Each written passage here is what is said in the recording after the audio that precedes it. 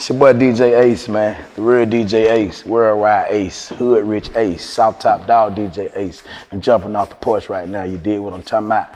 Chill. Hey, this is the Flat Entertainment Songs DJ Ace ride. And it's going down 2006, baby. All right, so we got DJ Ace off the porch with us today. How you feeling today, bro? Feeling good, man. Feeling good now that I'm off this porch, you know what I mean? Yeah. Yes, sir. Yeah, I appreciate you coming by today, man. Yeah, I appreciate y'all, man. Definitely. No problem, man. Yeah, we got a lot to get into, man. So let's start at the beginning, man. How did you get into DJing? Well, I got into DJing, man. My mom and my dad had their own band back when I was younger. So my dad used to take, and I had an older brother. So I used to play football, and in high school at Cedar Grove, I was a star football player. But at the same time, while I'm playing football, my dad's band would be playing in different hotels and downtown. So I learned how to do the sound and all that. Going from there, I'm in about the 10th grade. They started wanting people to DJ the basketball games. So after a football game, I would turn around and take my dad's speakers, get $25, $50 a game, and just DJ the basketball games. Okay. You know what I mean? So from there, people started wanting house parties. So I'm okay, I can do the house party. I wasn't thinking on getting big about it, so I started doing all the house parties on the east side. So after the football game, we're gonna play the big games, and then everybody, trying to go to the parties. Parties start like 11, 12 back then. So we'll do all the house parties, and after a while, the house parties started turning into fights and shootings. So I'm like, oh man, the house parties ain't it. So then my little cousin, man, he got 3 life plus 25 years. Free my little cousin, man. We started taking like little records to different little clubs, just trying to get in. I think I was like 16, he was like 15. We would go around, he would be the host, and I would be the DJ. This is why we in high school. You know what I mean? The high school parties keep getting shot up, so we're trying to make it bigger. So we took it around to different bowling alleys, just different places, man, just trying to actually get our foot in the door. $50 a little, let him host. He take 25, I take 25. Yeah. You know what I mean? Then from there, my mom and dad split up. Mom moved to Clayton County back in like 90, 94 or something like that. So I came to Clayton County, with my mom and my dad back and forth. And I saw Clayton County just didn't have Southside. Basically, it was a party city, but it wasn't like the East Side. It wasn't just artists. I done saw Mystical out there when I was younger. I'm 13 years old in the club. I'm watching Mystical, Master P. I'm like, dang. So we get to Clayton County, man. I don't see too much going on. And I met these guys, Buckalino Entertainment, Ellenwood and Judge Lake, just big neighborhoods out there in Clayton County. So we start throwing house parties out that way. Same thing, okay? So we get through with the football game, we throw the house parties. Now the house parties are just getting, they ain't big enough. So we're trying to find something bigger, man. And my brother ended up being with like Raheem the Dream, Kids Rock, Player Poncho, Sammy Sam. My brother was one of the dancers back then, cranking, you know what I'm saying? So bet, man, and Kids Rock I used to watch Kids Rock on how he DJ'd. I used to watch everything he do. Him, Hershey, DJ Jelly. I used to watch on how one person could make 1,000 or 2,000 people go crazy. I really wanted to rap, but I could never rap. So I was like, oh man, I'm watching Kids Rock and Raheem, them rock crowds, and I couldn't do it. So I found my way into DJing, man. Moved to Clayton County. The house parties wasn't big enough no more, so we had to go, wasn't big enough for the crowd, so we had to go bigger. Kids Rock started getting skate rings out there in Clayton County. And he would bring all his celebrity friends like Yin Yang Twins and Sammy Sam and, all them to the skate ring. And me being an upcoming DJ, I was his DJ. So I used to go around and say, I DJ for Kids Rock, trying to put my name on. I DJ for Kids Rock. They used to tell me, how you DJ for another DJ? And I was like, hey man, I DJ for Kids Rock. You know what I'm saying? Yeah, so, but he was throwing all the concerts, man, and we would go run up our own flyers at the rent office. We would go draw up the flyers, me, my cousin Slim Dunkin, we would draw up the flyers, go run off at the rent office, get up in the morning, go to the schools, take the flyers in the schools. Literally, like we 18 years old going in the schools, taking the flyers in the school, you know what I mean? I don't care where it's at. I don't care what school it was at. We taking the flyers everywhere. So, but I was working for kids that doing his thing. Till I sat back and realized it's my daddy's speakers, it's my flyers. I'm getting up in the morning and promoting it. I said, I want to try this myself. You know what I mean? So me and my partner got up one day and went and found a skate ring in Forest Park. I didn't know nothing about throwing concerts. I didn't know nothing about all I knew was playing music, pulling the crowd. Okay? I'm just a young high school nigga, just right out of high school, pulling the crowd, DJing. And the first artist I booked was Thug Nation. So I didn't know nothing about booking. I didn't know you actually had to call the artist and say, hey, man, I want to book you and do a deposit. Bro, I didn't know this, you just man. Put him on the flyer? I just put him on the flyer. So put Thug Nation on the flyer, man. And mind you, I'm young, man. I don't know what's going on. I'm just trying to get some money and trying to do my own thing. And Turbo from Thug Nation called me. He said, hey, did Turbo from Thug Nation? I said, what's up, boy? He said, man, you got us on the flyer for a concert. I'm like, hey, yeah, that motherfucker gonna be stupid. He said, no, bro, you supposed to pay us for that. I was like, pay you what? He was like, bro, it's 3 of us, you got to pay $1,000 a piece. I was like, bro, I ain't got no $1,000 a piece to be paying y'all, man. But y'all can come to the show next week, you know what I'm saying? We can see how it go. He was like, no, dog, that ain't how business go. So I learned real fast that I'm tripping like hell, man, but you know, I'm in Clayton County. I feel like, well, shit, bro. How about this? Y'all just come, and if I can make the money, I'll pay you. He was 100. He said, bro, you know what I'm gonna do? He said, I'm gonna do this for you. And they were huge back then. They were getting money. They were getting big show money. So he came through, he did the show for me. That was, mind you though, my first show I ever did by myself. Big show in a big skating ring. Mm-hmm. It was so packed, man. When he walked in the door, I paid him. And when he left, I went ahead and paid him. And I said, hey, can I bring y'all back the very next week? He was like, you know what, yeah, and I paid him all his money right then and there for the very next show. That was my first show I ever did. My second show was Pastor Troy when it first came out with No More Play in GA. Nobody had ever done this, man. I'm the first one to bring Thug Nation to Clayton County to the south side.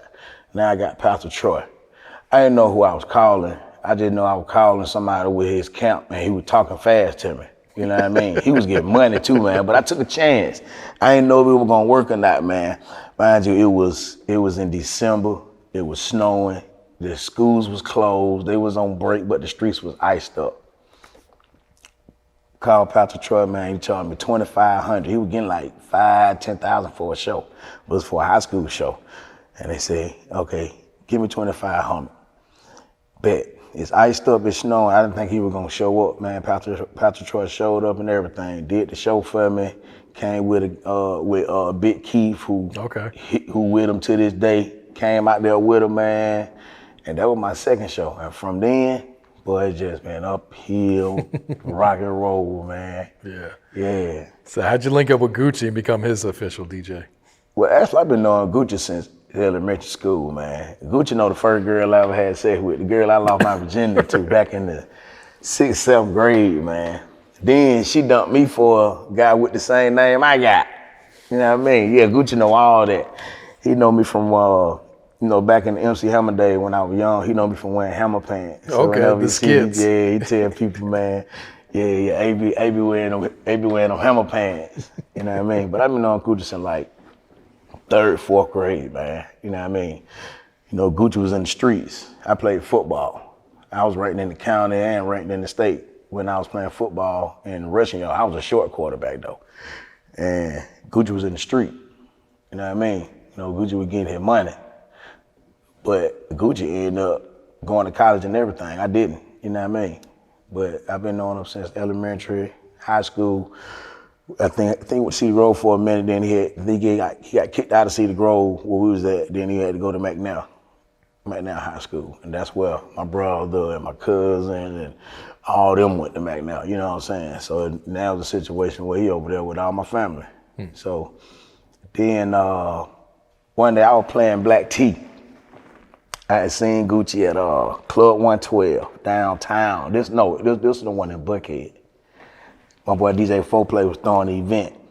And I seen Gucci, and he was like, he said my name, my real name. I ain't gonna say my real name.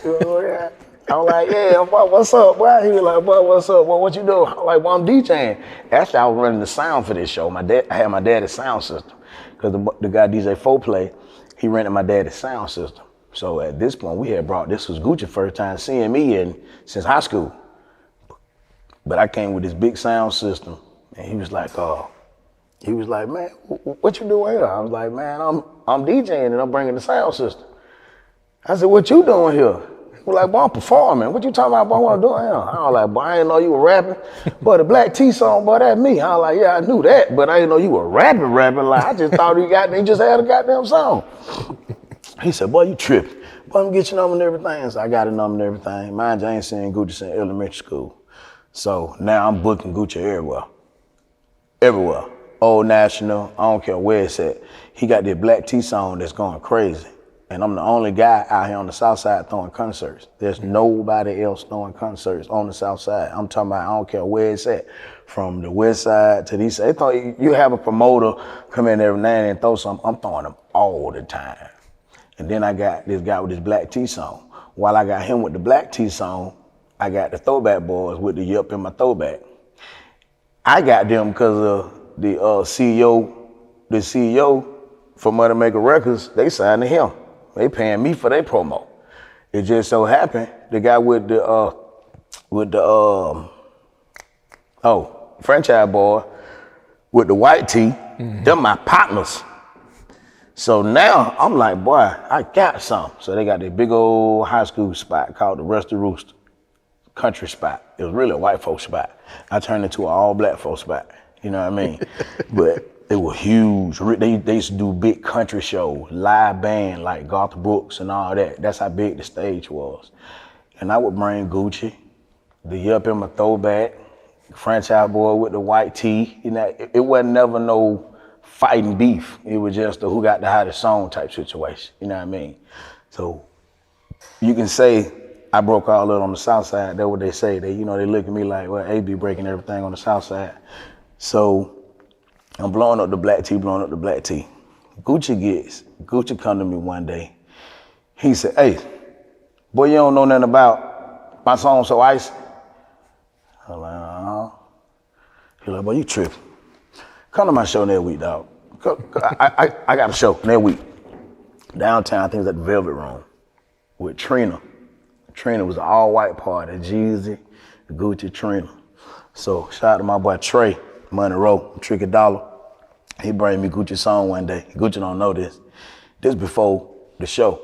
I'm DJing at this club that I DJ'd at. Trey say, boy, I need you to play this song that Gucci got, boy, with Jeezy, Young Jeezy. I didn't know who the hell Jeezy was at that time. I need you to play this song. So I played it. I said, man, that's some R&B shit. And I'm listening to it. Listening to Jeezy, I'm like, that shit hard, but that's some R&B shit. So I only played Jeezy verse, and I turned it off. You know, if the song ain't what you want to hear, you turn it on and play to something else.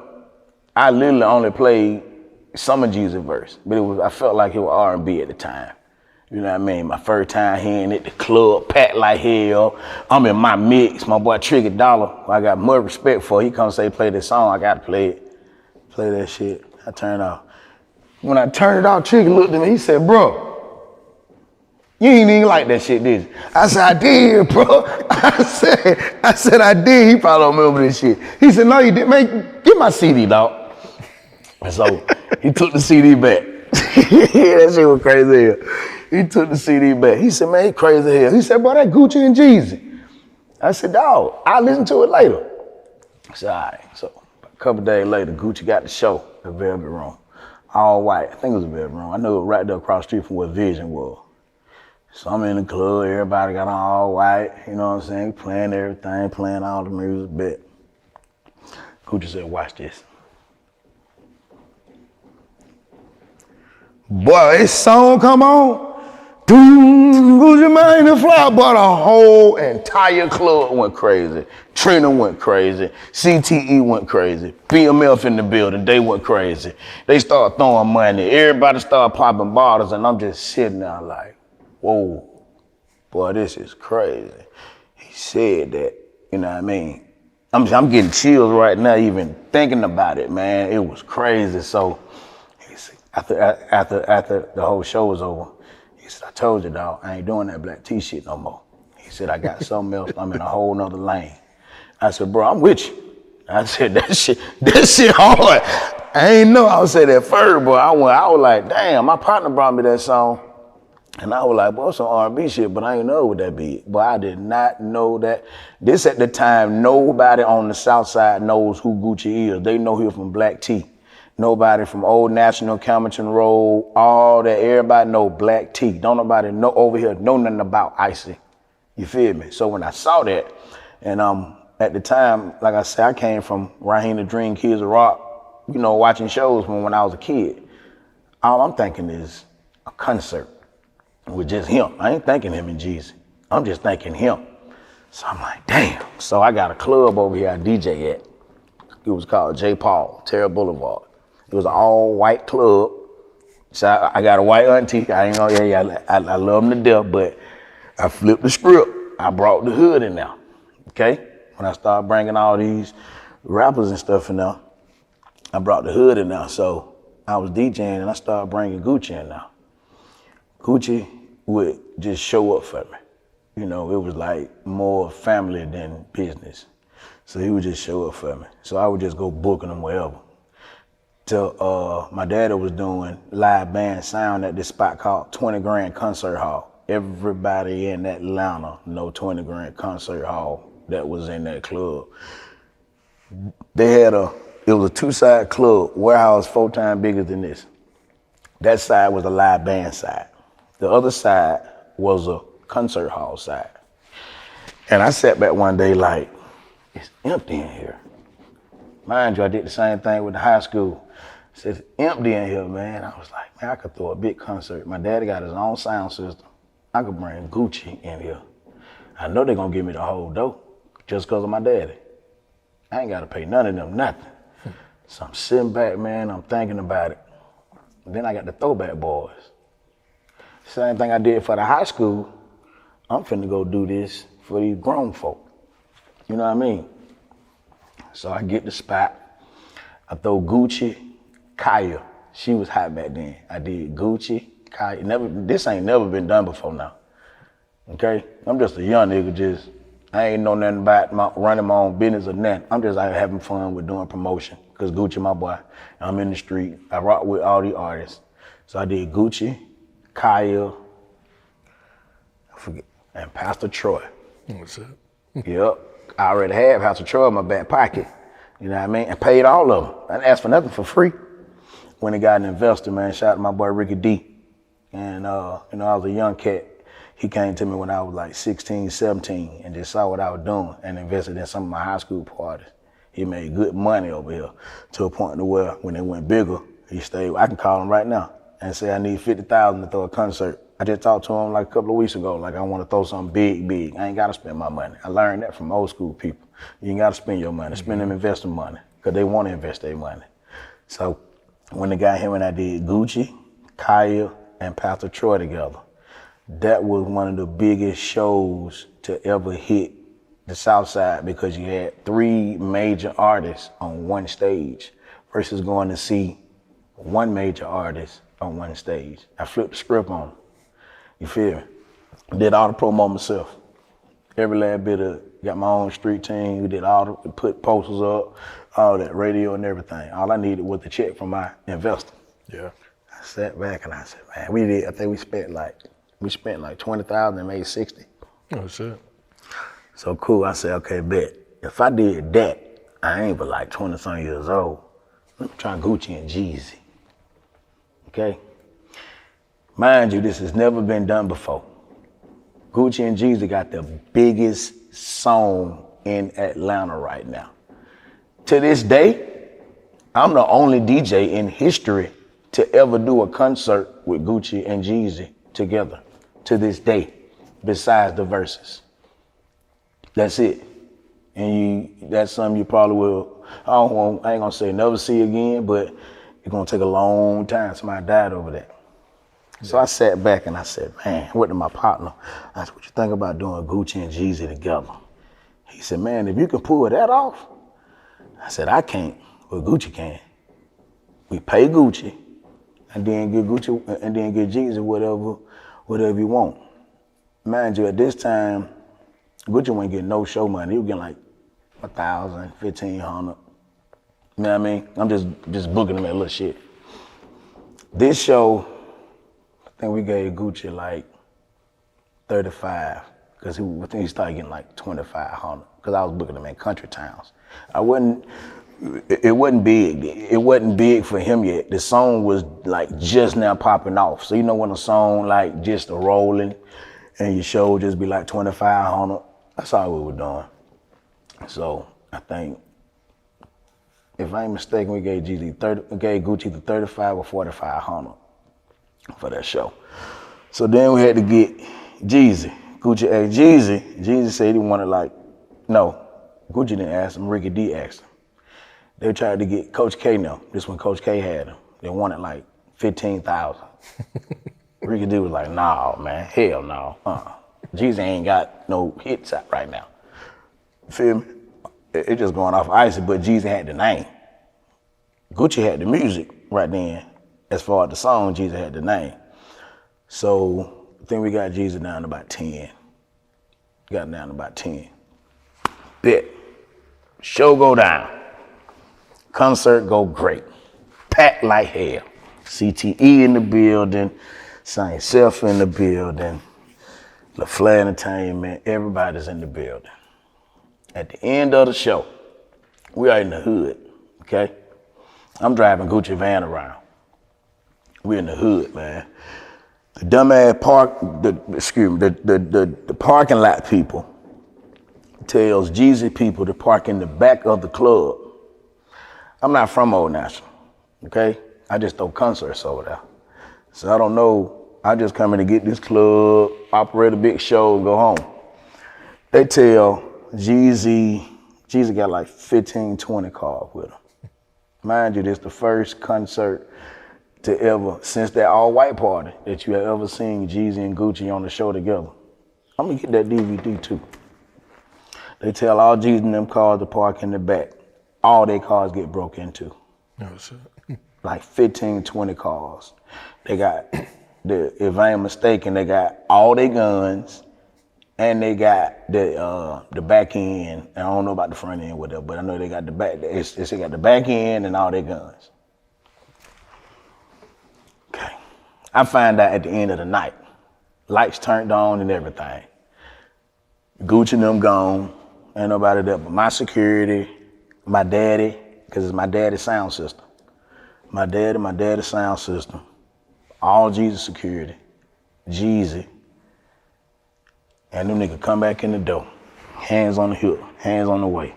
Jeezy walking fast to hell. They surround me like them chairs here, and I'm licking. Oh shit, boy, what's going on? I'm the fight, boy, what's up? Why our car get broke into? They thinking I got something to do with it. They thinking Gucci got something to do with it. Okay, Gucci ain't from here, Gucci from the east side. But they thinking Gucci got something to do with this situation. Me being with Gucci, they thinking I got something to do with it. Mind you, I'm just throwing a concert. They surround the shit out of me, man. My daddy actually see this. My daddy keep a revolver on him. My daddy actually see this. He come in the middle of the circle and he asked me what's going on. They spread it out though. They're not closed in on him. They spread it out. They're not, you know what I mean? I see somebody stole their guns and their money and they think I did it. My security over here, they walk up. So I only got like 5 of my security, 20 grand security still. It ain't no big commotion, but they spread it out, seeing what's going on. Jeezy and them got me around. In the end, they end up calling it. It is what it is. You know what I mean? But it was a real tense moment. Me, my dad is sitting there with a .38 revolver. All these niggas are sitting here. You know what I mean? Like, goddamn. I got Gucci van sitting out there right in the front. I got to drive the van off. I don't know what to think. You know what I mean? So, but they end up calling it, man, and that didn't do nothing but amp up the beef. You think that's what kind of started it? Yeah. That's what started a lot of it. Because Jeezy and them felt like they were set up. We paid them. Mind you, I'm with Gucci. We paid them. We brought them to the show. Now, it was squashed because Rick went back on the road with them and started doing tours with them for years. I'm talking about getting like 5, 6 tour buses on the road for them. They on the road. My partner DJ Wiz is one of the DJs. Shout out to my boy DJ Wiz. He one of the DJs. So they got like 2, 3 tour buses sometimes. He'll call me, hey man, I just set up a 50 show tour with Jesus. So they got that squad. But at the time, that wasn't the time to where that didn't start the beef. But it put fire on the flame of whatever beef was to come. Cause the beef was literally about the song. Okay. You know, in the end, that's where the beef came from. You know, and the fact that they want the song, basically. You know what I mean? Mm-hmm. So, what was that period of time like when they were actually beefing after everything that went down? What now? So what was that period of time like after they started beefing, like at the height of the beef? Well, it was still cool for us, you know, even after that show. You know, we were going on the road, do shows. That was, like I said, that just sparked up a flame for a beef to come. That wasn't the actual, you know, was the beef part. So everything was real cool. We were doing shows, man. We were going to everywhere. Jeezy them going everywhere. But what sparked it up when they started getting to a point to where that song really started going big. And Jeezy felt like he blew that song up. Who do you think blew it up? Who do I think blew it up? Honestly, BMF helped blow it up to a point to where Gucci came up with a hot song, put some hot artists on it. BMF was the one who came in and bought the bottles and, you know what I'm saying, and made it look real good. Somebody tried to jump Gucci one time. That's how much BMF fucked with Gucci. Gucci was in Jazzy Tees and he walked up on stage and he got the mic. A lot of people don't know this. He walked up on stage and he was rapping. Somebody wanted to hate. And they wanted to take the mic from him. You know what I mean? I don't know who it was, I don't know what happened. I wasn't even there. I got the word. And then once I heard it, and I heard it again, I said, oh, that was for real. So they tried to take the mic from him. One of the BMF folk said, Gucci. No, I got you. Walked them out the door. Told them, chill out. Went back in there and tore the whole club up. Said Buddy was unconscious, sent him to the hospital and everything. You know what I mean? So they rocked with that man. But they rocked with Jeezy too. At the same time, I think, you know, Misha don't want to see everybody win. You know what I mean? There wasn't no situation where they want to see Jeezy win, they want to see Gucci win. They want to see everybody win. And there wasn't no situation to where it was whoever song it was. That said, well, hot. Play this. Throw some ball, you know what I'm saying? So I think it went all the way around, man, with everybody. Everybody contributed, you know what I mean, to the situation. But in the end, it all boils down to whose it is in the first place, you know what I mean? Yeah. You know. So what did you think when they performed the song together on the Verzuz, man? Did you ever think you would see that day? Nope. Somebody died over that situation, man. And Gucci felt, and even watching it, man, and sitting back, I know Gucci still felt the disrespect. That's why he performed this song. You know what I mean? He still felt the disrespect. But it was a situation to where, you gonna ask me to do it, so cool. But I'm doing the diss record. As long as I can do my diss record. And it wasn't a disrespect to Pookie who died, it was a disrespect to Jeezy. Like, you know what I mean? I do this, but it is what it is. You sent somebody in on me, bro. You sent 5, you know what I mean? That type of situation. So that's the way I looked at it. Like I said, I never thought I'd see it, but I'm glad it did happen because that showed 2 grown men. It don't matter what the situation is, 2 grown men can come together and shake hands on whatever. In the end, they still shook hands and they performed that song together. Yeah, real shit. All right, and you were with Waka from the beginning, right? Yes, when he started rapping, you did the first tape. Yes, sir, man. So talk to us about that. What'd you think when you heard Waka Flocka rapping for the first time? Man, Waka came to me one day. I was walking out his mama's office. He said, "Hey, bro, I'm finna start rapping." King Gucci was locked up. I was like, "Okay." He said, "No, I'm for real. I'm finna start rapping. I want you to do a mixtape for me." We did what called Trapaholic. You know, you ever heard of Trapaholic? Mm-hmm. I was like, "Yeah, I heard of him." So he was like, "Bet, I want you to do a mixtape with me and Trapaholic." Went around, and a couple weeks later, he came with the music. I still didn't believe him. Straight up, I still didn't believe him. What was Waka's reputation before then? What did you know him as? Street, you know what I mean? Street cat, hey, fighting, going everywhere, fighting, just like you see on the videos. To where we did the tape, and it started buzzing. And I'm like, wow, that boy told me he was finna start rapping. And then he had me one day go on the road. I said, boy, I gotta get like 2,000. Because you knew it's gonna be going down. He said, I couldn't tell. I said, well, I want about 2,000. Knew he was gonna get it. But he wasn't finna pay me that. You know what I mean? He paid me good though. So he went and got Love De Niro for a while. That was my boy too. Love De Niro got big. Yeah. So he came back, man. He was finna go on tour. And he was like, bro, I'm finna go on tour for a while. He was like, you wanna be my tour DJ? I said, bro, I can't wait to go have fun, man. Let's do it, man. So, you know, took off from there, man. Been everywhere, man. We did like 3 countries, 46 cities in 3 months. Mm-hmm. 3 different countries, 46 cities in 3 months. Never late. Shout out to boy Julian, man. Never late for not one. Taking boats, trains, planes. I'm taking weed in my drawers from different countries on everything I love, jumping out the port. Bro, I was taking weed. Waka was like, boy, you stupid. I had weed in my drawer, man, going from country to country, dog. That's wild. Y'all didn't hear that. So what were those first shows like with Waka, man? Because his music was so aggressive, man. I'm sure it went down at these shows, man. Man, I used to always watch rock and roll shows and rock and roll concerts, and I used to always want to do, like, man, I did some of my biggest stuff with Waka, man. Jimmy Kimmel, BT, a couple times, 106 and Park. And like, I done did some of my biggest shows with Waka. I done did the New York Giants Stadium, the Hot 107, the Hot, you know what I mean? Hot 9. Summer Jam. Yeah, man. Like, yeah, the Summer Jam. Mm-hmm. Yeah, see, I don't even know what it was. I'm talking, I done did my biggest shows, like 100,000 people, like biggest shows over here, man. They, wow.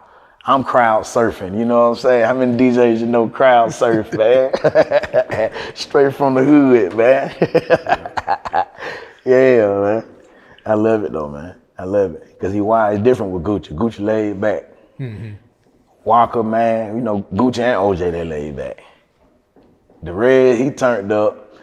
Waka's just wild, man. Waka had me hanging off poles, man. I was trying to test myself. Like, his video just, you can go Google DJ Ace and Waka, DJ Ace and Gucci, you know, or DJ Ace and Waka, like stuff from overseas. I'm hanging from limbs. I'm hanging from light fixtures. I'm climbing up ladders. I'm jumping from them. Then I would still make it down to play the next song. You know what I mean? Shout out to Steve Aoki, man. Steve Aoki, hey, man, he had me doing everything. He was out there crowd surfing on the tour. He had us going on a big tour with him, man. Man, I'm talking about, we were gone for like 4 months. And I'm watching this guy throw cakes and crowd surfing. I'm like, that's fun. That's DJing. I want to do that. So I had to turn myself up, man. I had to compete, man. Yeah, man. What was it like working with Slim Dunkin too? Because I know you did the Twin Towers Oh, tape. Man, that was major, man. Rest in peace to Slim, man. You know, I was there when they got killed. Oh, really?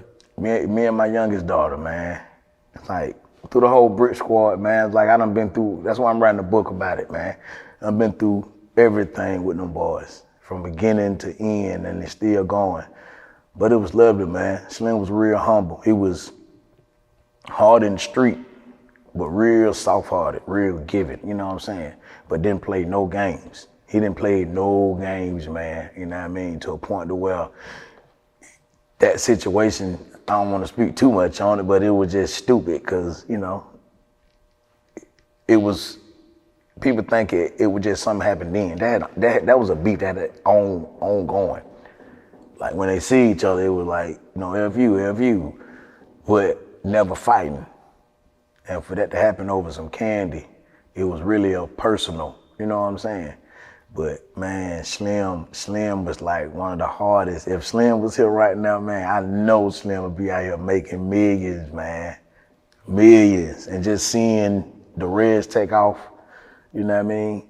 I always felt like that was part of Slim's doing, man. You know what I mean? Like, the Reds sat back and went from Big Belly tattoos, man, to Debo, to D-Dash, and you know what I mean? Just kept trying to reinvent himself. He never gave up. And Slim would never give up. Slim went hard. I don't care where he was at. Slim was gonna make sure you heard his music. He was gonna make sure he was seen, you know what I'm saying? He was gonna make sure he was heard out of respect. Like, you gonna respect the fact that we ain't on yet. That was Slim, but he was a soft heart, man. Real soft heart. I remember me and June got into it. Shout out to my boy June. He didn't know how close me and Slim was. Cause Slim would just call me out the blue. Bro, what you doing? So I did a mixtape. I did a couple, after I did that one, I did just some little mixtape, street mixtape. June was like, bro, Slim ain't never called you for no mixtape.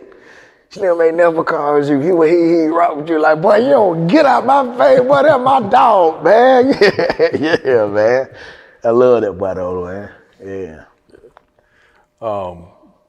Gucci and Waka, when they were beefing, did you have to like choose a side during this time, or what'd you think of that whole situation? I don't never choose a side, man. Like, I've been knowing Gucci since elementary school, since I popped off. Gucci brought me in the game. Waka opened my eyes to a lot around the world, and I felt like it was two grown men that had to see eye to eye one day. Like, you know, everybody want to be number one, and you know, everybody want to be the boss. Everybody want to be their own. Just like me now, you know. Thanks to both of them, all of them. You know, I got my own company rolling, man. My daughter DJing, you know what I mean? So everybody want to have their own. So I just feel like that was a situation, man, to where it's just hard to have two number ones. Hard to have two Mayweathers. You know what I mean? Hard to have two Alis. You know what I mean? You can keep your company rolling, but somebody got to branch off and keep it going that way. Yeah. You know what I mean? And in the end, Waka ain't no kid no more. Waka started off carrying that guy's bags, man. Literally. Waka started off watching, but Waka came from money. Bimmy, you know what I mean? Shout out to Bimmy up there, you know what I mean, from New York. Big time in the street. Like, Waka came from millions, and I can vouch for that. You know what I mean? That boy paid me good on the road. It just is a situation to where, just like me, I wanted more and bigger too. You know what I mean? But two grown ass men, man, two grown beat men. I'm glad to see they shook hands though. I knew that was gonna happen though, cause that wasn't no real beef. Mm-hmm. You know what I mean? There wasn't no real beef. Slim Dunkin was a big part of that too, because Slim Dunkin died when Gucci was there. But Gucci was outside shooting a video. That's what people don't know. Gucci don't know what happened. I'm on the inside. Gucci was on the outside shooting a video. I didn't even know Gucci was supposed to be shooting a video though. I was just going to take my daughter over there to just go holler at Gucci. You know what I mean? I didn't find out he was shooting a video till I seen the news. I seen, you know, Gucci got the cars over there, but that's my partner. I'm just showing up. You know what I mean? And then everybody there was just our regular people. You know what I mean? Yeah. I'm glad though, man. Yeah, it was well needed to see them come back together. Yeah, man. Because you know, with all the people that's getting killed today in the beef, like sometimes it makes them look back on. It makes some people look back on it, man, and hopefully squash the beef. King Von, Mo 3. You know what I mean? Like it's gonna keep going. It started back when Big and them, it started before them though. It just feel like it's never gonna stop. But situations like that, the Jeezy and Gucci, like I say, it actually shows people, man, that situations can get better. Yeah. All right, Ace, you mentioned a book on the way. You got a documentary on the way you're working on too? Yeah, man. I'm working on this, man. I'm trying to get this documentary off the ground. I'm trying to get a whole book off the ground, man. Like I say, I've been in the game a long time, man. And I've been with different artists. I've been with T.I. from when he came out with I'm Serious, Pastor Troy, Gucci, Walker, OJ the Juice, Yin Yang Twins. Like you name it, man. I done booked some of the biggest. Juvenile. I done booked some of the biggest artists out here, you know what I mean? All the way back to when my brother was doing shows back my first show was in Miami Hurricane Stadium. I was really? 12 years old, man. When Whoop That Is was out. Okay. Tag team had it, 95 South and Kids Are Rockin'. They had A-Town Players. A-Town Players had Whoop That Is. And one of the dancers couldn't go with my brother, so I had to go crank it. You know what I'm saying? I'm 12 years old, man, out here, man. So I got a whole documentary to talk about, man. I'm talking about it go from when you say how you start DJing in school, man, to where, I watched it then to where now, and I'm watching people make millions off of it, you know what I mean, now, to my mistakes from what I didn't do then to what I know now. Yeah. But I want my right publishing and everything to be right. If I'm gonna do it, I want to do it right. I've been turning down interviews, just like my first interview I've ever done, besides one more I did like about a month ago, man. But I don't do no interview just because of the book. Yeah, save it for the book. Yeah. Save it for the book, man. That's what's up. All right, Ace, any shout outs before we wrap it up, man? Yeah, man, shout out to that boy, man. Easy with that, you and my business, don't do that. That boy Sean K. Shout out that boy Ziggy, man. MFK Ziggy. Shout out to that boy Big Hurt. Shout out that boy Rico Soul, man. Rest in peace to everybody dead and gone, man. And free everybody locked up. The real DJ Ace, man. And I'm out of here. You dead worldwide, though. Ace. Yeah. Hey, this the Flat Entertainment Sounds DJ Ace ride. And it's going down 2006, baby. Check it out. You can do this shit.